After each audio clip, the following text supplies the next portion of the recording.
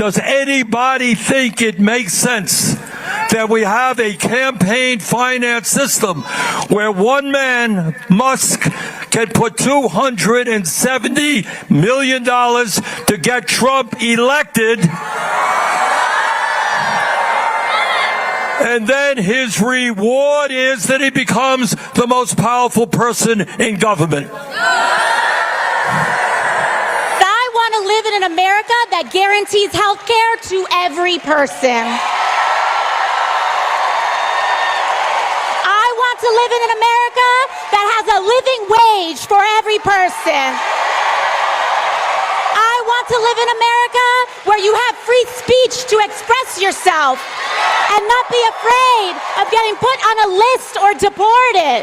And so it would make sense that this is the type of enthusiasm that Musk is trying to undermine. In this clip, we take a look at Brian Tyler Cohen's breakdown of a recent tweet that Elon Musk, retweeted. I don't know what you call it now. He's amplifying it, insinuating that Bernie Sanders and AOC's rallies aren't as well attended. I mean, it's misinformation, it's propaganda, it's BS.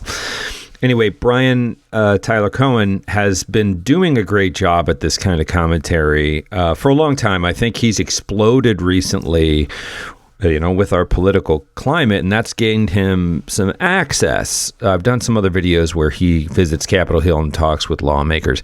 All to the good. Anyway, I want to watch this with you. I've started with a clip of Bernie Sanders and AOC, Alexandra Ocasio-Cortez, doing their sort of barnstorm fight the oligarchy tour. And then I'll have some thoughts along the way. Ultimately, I want to know what you think in the comments, but let's check it out together. You might think that you've seen pathetic before. I can assure you that not until you see what Elon Musk just posted about Bernie Sanders and AOC have you truly experienced pathetic.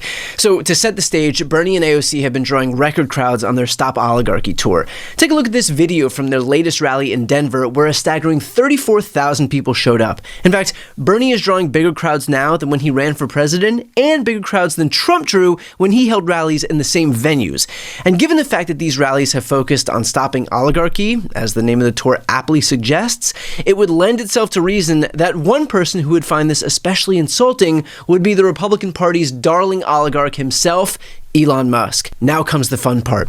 Elon is so desperate to try and discredit this grassroots movement that this is the tweet he decided to throw his lot in with and amplify. That massive Bernie Sanders and AOC rally in Denver, turns out it wasn't as grassroots as advertised. Despite claims of 34,000 attendees, GPS data analysis reveals that the real number was closer to 20,000, still big, but not record-breaking. More revealing, a whopping 84% of those devices had shown up at 9 or more other protests, including Antifa, BLM events, pro-Hamas, and pro-Palestinian demonstrations, and Kamala Harris campaign stops. Over 30% had attended 20 or more.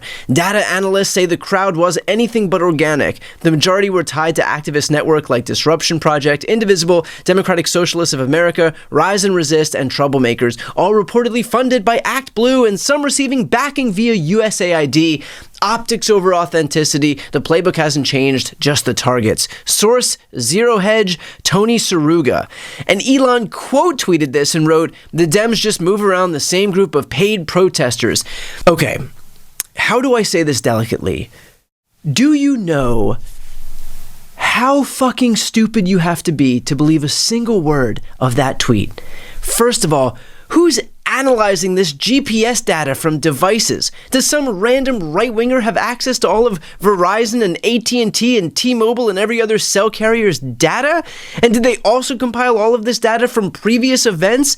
And do they really think that there are not enough people in somewhere like Denver, Colorado to show up for Bernie Sanders and AOC? I mean, my God, the mental gymnastics here would be impressive if they weren't so stupid. Also, I almost missed that it's apparently also funded by USAID, because on this list of buzzwords, why not just include USAID? And apparently Doge forgot to release that as part of their autopsy. Apparently there are millions of dollars still available, even post-Doge, for Democrats to whisk tens of thousands of paid protesters across the entire United States, even after they took an axe to the agency. Please, someone, make it make sense. But truly, the dumbest part has got to be Elon Musk agreeing with all of this.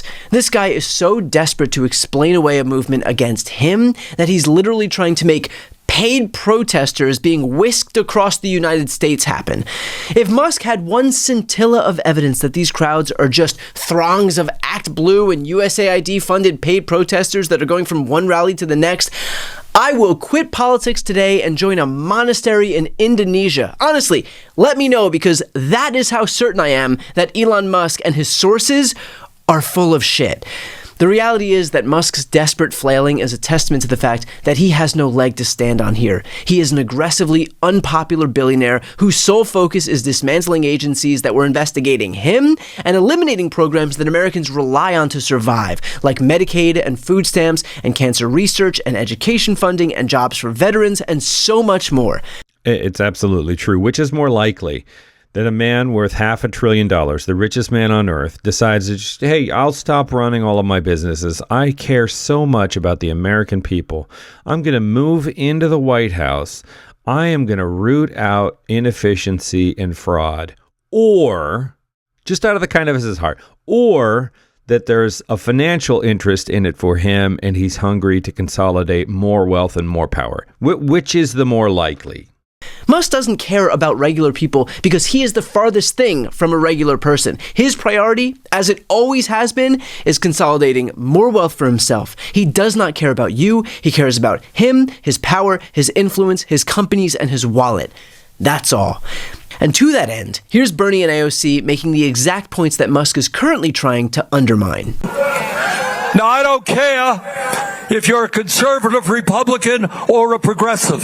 Does anybody think it makes sense that we have a campaign finance system where one man, Musk, can put $270 million to get Trump elected, and then his reward is that he becomes the most powerful person in government? That is not democracy, that is oligarchy. But it's not just Republicans. You got billionaire Democrats who are telling candidates, don't stand up for the working class. So we've got a corrupt campaign finance system. We got to get rid of this terrible Citizens United Supreme Court decisions. Because Medicaid, Medicare, and Social Security were promises that we as a people have made to each other about the kind of country we are and the kind of society we want to live in. And I don't know about you, Arizona, but I want to live in an America that guarantees health care to every person. I want to live in an America that has a living wage for every person. I want to live in America where you have free speech to express yourself and not be afraid of getting put on a list or deported. But these promises that we've made, they are not promises from politicians to the people, or they're not charity from billionaires to everyday Americans. They are promises we have made to each other. Neighbor to neighbor, friend to friend, teacher to student, family member to family member. That we want to live in a society that is not depraved, not every person for themselves, but all of us standing together. This is the promise that we make to each other as Americans. And so it would make sense that this is the type of enthusiasm that Musk is trying to undermine, because their message, a message that's clearly resonating and drawing more people in March of an off year than you would even see in October of an election year, is that exactly what Musk is doing right now is what is most unpopular in this country. He wants to be the shadow president, he wants to act with impunity, he wants to upend the lives of hundreds of millions of Americans, all with zero accountability. But he's forgetting that, at least for now, this is still a democracy.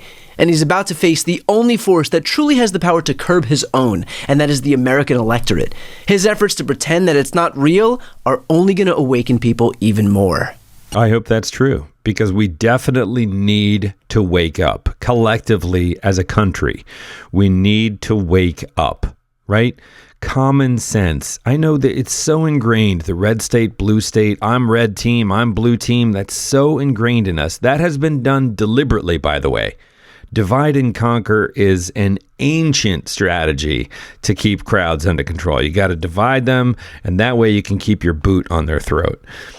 We understand that we're in this together and that we all, as a country, agree on the vast majority of things. Sure, we're going to need to, come to some compromises on some of it. But the vast majority of issues we are in common agreement on, despite what they tell us from the left and the right. We have to come together and wake up. And I think it's really exciting that Bernie Sanders and AOC are out there doing a tour like this. And I think it's really exciting that there is the kind of response that they are getting. When you listen to Bernie Sanders talk, however you feel about this, tell me it doesn't resonate as true. When you listen to Alexandria Ocasio-Cortez talk, tell me that it doesn't resonate as true. Again, wherever you fall on the political spectrum, it's not radical, it's not socialist, it's not, all of these boogeyman words. It's not woke, right? It's common sense. It's the kind of America we want to live in. And we can debate the details in good faith. But the kind of policies these two are advocating are things that the broad majority of Americans want, and they are achievable. It's not fantasy land. It's not some utopian, right? I feel like I'm taking crazy pills. I can't believe that we find ourselves here, but here we are. Let me know what you think in the comments.